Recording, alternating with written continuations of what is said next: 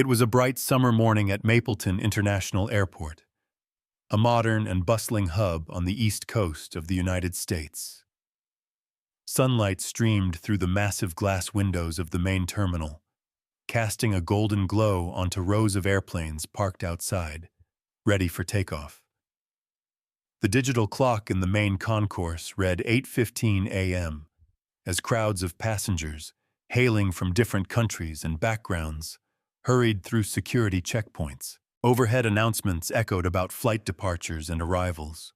This day was particularly busy because Skyglide Airlines was hosting a special Explore the Pilot Profession event for outstanding high school students. Dozens of teenagers had traveled here eagerly to learn about cockpit procedures, pilot training, and to meet experienced aviators. Among them was a 16-year-old girl, Ava Whitmore, wearing a special blue ID badge clipped to her shirt. Ava was black, small in stature, with curly hair tied back in a neat ponytail. She wore a crisp white polo emblazoned with the Skyglide internship logo, dark jeans and comfortable sneakers. Her heart pounded with excitement and nervous anticipation as she headed toward the pilot lounge, a privilege rarely granted to outsiders. Ava grew up in a family that shared a love of aviation. Yet what made her unique was her father's position. Mr. Charles Whitmore was the current administrator of the Federal Aviation Administration, FAA. Ava rarely mentioned this fact, as she preferred to prove herself through talent and hard work rather than rely on her father's status. Ever since she was little, Ava had been captivated by the roar of jet engines. She could spend hours watching planes rise and fall from the sky, scribbling sketches of different aircraft, and researching aerodynamic principles. She was mesmerized by these enormous flying machines gracefully touching down on the runway. At 16, she discovered an application for the Skyglide Explore the Pilot Profession program, a competitive internship for high schoolers. Determined, she submitted an impassioned essay about her aviation dreams and was chosen as one of the 15 successful applicants out of hundreds. When she received her acceptance letter, Ava was so overwhelmed she cried tears of joy. Her father had simply smiled and said, "Ava, I always knew you'd make it on your own. The sky truly is where you belong." Today was supposed to be one of the best days of Ava's life. According to the schedule, Ms. Tanya Franklin, the airline's human resources liaison, would guide Ava and a few other students through behind-the-scenes areas of Skyglide, including the highly restricted pilot lounge. However, Ms. Franklin was suddenly called away for an urgent matter, an issue with another intern's documentation.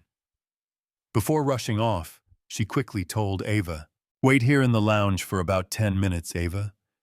You have an official ID badge, so you're allowed to sit here and watch TV or relax until I come back." Ava nodded, taking the special ID that read Skyglide Guest, complete with her photo and a barcode granting limited access to certain restricted zones. Her heart fluttered with excitement. She passed through a secure metal door and found herself in the pilot lounge, a comfortable, well-furnished space. Walls painted a soothing shade of sky blue, decorated with posters of famous Skyglide aircraft, a crescent-shaped sofa facing a large TV on the wall, shelves of aviation manuals and training guides, a small kitchenette area with a coffee machine, tea station, and water dispenser. It felt like a secret base for those who navigated the skies. Ava settled into a seat near the TV, engrossed in a documentary about the history of commercial aviation, barely aware of her surroundings. Suddenly, the lounge door was flung open. A woman in her early 50s, with 4 gold stripes on her crisp white pilot uniform, indicating her status as a captain, strode in, her posture rigid. She had her hair neatly pinned back, her expression stern, and her eyes scanning the room sharply. This was Captain Victoria Wyatt, a veteran pilot who had been with Skyglide for over 2 decades. Upon spotting Ava, a young black girl sitting quietly, Captain Wyatt halted, She frowned, clearly displeased. Stepping forward, she said coldly, "You over there! Who allowed you in here? This is a restricted area, not a waiting room." Ava leapt to her feet, heart pounding. She tried to remain calm and courteous. "Ma'am, I'm Ava Whitmore. I'm in the Skyglide internship program. Miss Tanya Franklin told me I could." Before Ava could finish, Wyatt cut her off, voice brimming with scorn. "An internship program? I don't care about that. This lounge is for authorized flight crew and security, not random teenagers. Get out." Ava's eyes filled with confusion and alarm. She tried showing her ID. "But I have a proper badge. Ms. Franklin said I'm allowed."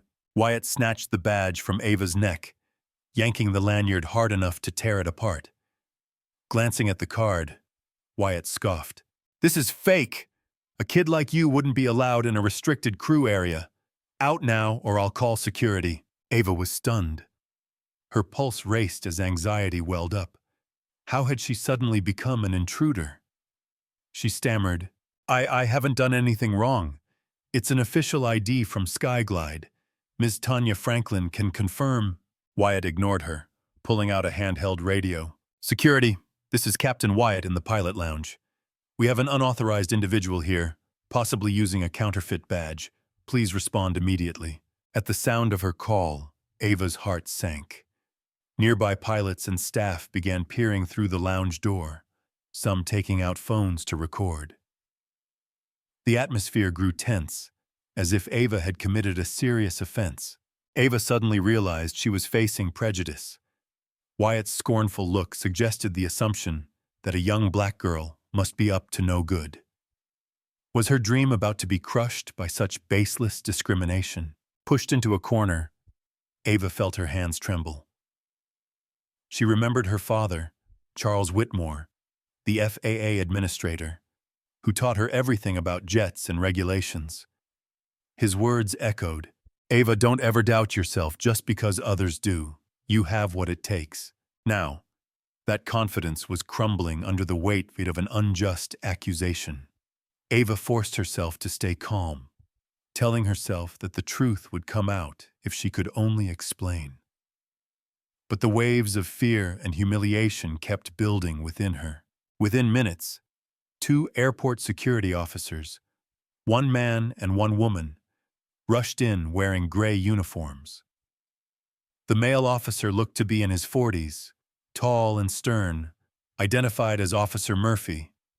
The female officer, Officer Barnes, seemed younger and more reserved. Wyatt immediately pointed at Ava. "That's her! She's using a fake badge to sneak into a pilot-only area. This is a major breach of security." Officer Murphy eyed Ava suspiciously. "Show us your ID and explain how you got in here." Nervous but determined, Ava tried to speak calmly. "My name is Ava Whitmore, and I'm part of Skyglide's internship program. Ms. Tanya Franklin brought me here, then stepped out. She told me to wait." She paused, realizing Wyatt still clutched her ID. "Sir, my ID is in Captain Wyatt's hand. I promise it's authentic." Officer Murphy glanced at Wyatt, but Wyatt merely shook her head. "I've never heard of any intern being left alone in the pilot lounge. Clearly, she's lying." Given Wyatt's authority as a longtime captain, the security officers appeared to side with her. The tension grew. Around them, curious onlookers murmured among themselves. Some raised their phones to film. Ava felt encircled by suspicious stares. "We can't risk aviation safety. Who knows if this girl is a spy or intending to sabotage the equipment? There's a lot of sensitive material here." More whispering ensued among the onlookers. Cameras pointed at Ava. Feeling the room's hostility, Ava's voice shook. "I'm telling the truth. Please call Ms. Franklin or the HR department to verify." Officer Murphy advanced, adopting a harsher tone. "You'll have to come with us for a thorough check. If you resist, we'll consider it non-compliance." Ava's heart pounded like a drum. Her dream was on the verge of collapsing, threatened by prejudice and fear. Then she recalled her father. Perhaps only he had the authority to resolve this quickly. She drew a shaky breath. "Could I please make a phone call? My father can clarify everything." Wyatt let out a contemptuous laugh. "Go ahead." But don't expect your dad to bail you out. Maybe he's just a janitor around here, letting you roam freely." The lounge fell silent at Wyatt's overtly insulting remark. Ava's face burned with anger and shame, but she focused on keeping her composure. She dialed her father's number, hoping desperately he would pick up. While the phone rang, Ava's thoughts returned to Charles Whitmore, a tall, dignified man in his 50s with deep brown skin, a kind face and eyes that shone with both warmth and authority. He had spent his career overseeing aviation safety, investigating incidents, and implementing security standards. 4 years prior, he became FAA administrator, supervising the entire country's civil aviation. To Ava, he was not just a father, but also a role model, someone who balanced strength with fairness and compassion. She could almost hear his reassuring voice, recalling moments he would place a gentle hand on her shoulder and urge her not to give up. Would he make it in time to help her now? "Ava, why are you calling me at this hour? Is something wrong?" Ava could barely contain her shaky voice. "Dad, they won't believe I'm allowed in the pilot lounge. They think I forged my badge. Security is here." Silence fell on the other end, as if her father were holding back anger. Then he spoke firmly. "Ava, keep calm. I'll be there soon. Don't leave. I will take care of this." Relief flooded Ava, though fear still gripped her. Overhearing Ava's tearful tone, Wyatt sneered. "So she really called Daddy? Doesn't matter. No one's saving you from the consequences." Her ridicule cut through Ava like a knife, but Ava bit her lip, refusing to break down. "Attention! A high-ranking FAA official has just cleared security and is heading to the pilot lounge. Everyone, stand by." An uneasy hush descended. Wyatt frowned. An FAA official? Who would bother with this nonsense? The lounge door swung wide. Charles Whitmore strode in, exuding quiet authority in his well-tailored navy suit, an FAA badge glinting on his lapel. A few assistants followed, carrying tablets and wearing grave expressions. Ava saw her father and broke into tears, running to him. "Dad!" He wrapped an arm around her protectively, his voice both gentle and resolute. "Ava, I'm here now. It's all right." Shocked silence gripped everyone. No one had imagined the intruder was actually the daughter of the FAA administrator, one of the most powerful figures in U.S. aviation oversight. Charles turned to Wyatt, speaking in a calm but commanding tone. "Captain, I'm Charles Whitmore, administrator of the FAA. My daughter tells me she's been accused of trespassing and using a fake ID. I want to hear your explanation." Wyatt's eyes darted nervously. She stammered, "Mr. Whitmore, I didn't know she was your daughter. I was just enforcing security protocol." Charles cut in, eyes unwavering. "Security protocol? Did you confirm the badge with HR, check the cameras, or attempt any verification at all? Or did you rely solely on your personal bias?" Wyatt couldn't answer. Officer Barnes quietly mustered the courage to say, "Sir, we arrived on a report of a security breach. Captain Wyatt declared it an urgent situation, so we reacted accordingly." Charles's voice was crisp. "Aviation security is paramount, but it does not entitle anyone to abuse authority, make baseless allegations, or insult someone because of preconceived notions. This incident is severe. It has harmed my daughter's reputation and well-being." Wyatt stood there, head bowed, grasping the magnitude of her mistake. One of Charles's assistants, Ronald, stepped forward with a tablet. "Mr. Whitmore, I contacted the security office. They've provided footage from the lounge cameras." Charles nodded, connecting the tablet to the large screen on the wall. The video clearly showed Ms. Tanya Franklin accompanying Ava to the pilot lounge, handing her the badge, and instructing her to wait. It also showed Ava quietly watching TV until Wyatt arrived, confronting her and seizing the badge before calling security. Murals of disbelief rippled through the crowd gathered in the lounge. Officer Murphy lowered his head apologetically. Wyatt went pale, realizing there was no escaping the truth now. "Captain Wyatt, you had no evidence Ava's badge was fake. You should have calmly confirmed with the program organizer or with HR. Instead, you accused her of wrongdoing adding insulting comments about her background. You, of all people, should understand the importance of respect and fairness in aviation. Wyatt tried to defend herself in a quavering voice. I thought she was suspicious. I was just protecting our security. Charles's tone stayed firm. Suspicious for what reason? Because she's a young black girl here alone? The FAA will not tolerate any form of discrimination. As a veteran pilot, you should set a higher standard, not succumb to bias. No one in the room spoke in Wyatt's defense. Their gazes held disapproval and disappointment. Charles glanced at the airline managers and the security team. I'm requesting an immediate suspension of Captain Wyatt while an official investigation is conducted into her actions. This will be communicated to Skyglide's management and the FAA. A manager from Skyglide, Ms. Martha Collins, who had quietly entered behind them, nodded. Yes, Mr. Whitmore, we'll comply with your request. Wyatt blanched. Two security officers stepped forward, escorting her away. She cast one last regretful look at Ava before disappearing from view. Once Wyatt was gone, Ava stood next to her father, tears of relief slipping down her cheeks. He gently placed a hand on her shoulder. Ava, it's over. You were incredibly brave. In the now silent lounge, Officer Barnes approached with remorse in her eyes. I apologize for not intervening sooner. We should have given you a fair chance to explain. Ava offered a slight smile. Thank you. I understand you were concerned about security. I appreciate your apology. One by one, other pilots and staff also expressed apologies and sympathy. The suspicious stares from moments earlier had turned to respectful acknowledgement. Some even admired Ava's composure in such a stressful situation. Just then, a warm female voice at the door called, Ava Whitmore, are you all right? In walked Captain Nina Carter, a highly regarded black female pilot in her early 40s, known for her impeccable flight record and outspoken support of equality in aviation. She wore a white pilot shirt with 3 gold stripes on her shoulders, exuding both professionalism and kindness. Nina hurried over, taking Ava's hand gently. I'm so sorry you had to face that. Don't let it shake your passion for flying. I know firsthand how painful it is to be doubted because of your skin color or gender. Ava's throat tightened with gratitude. Charles nodded respectfully at Nina, implying they had collaborated before through FAA programs.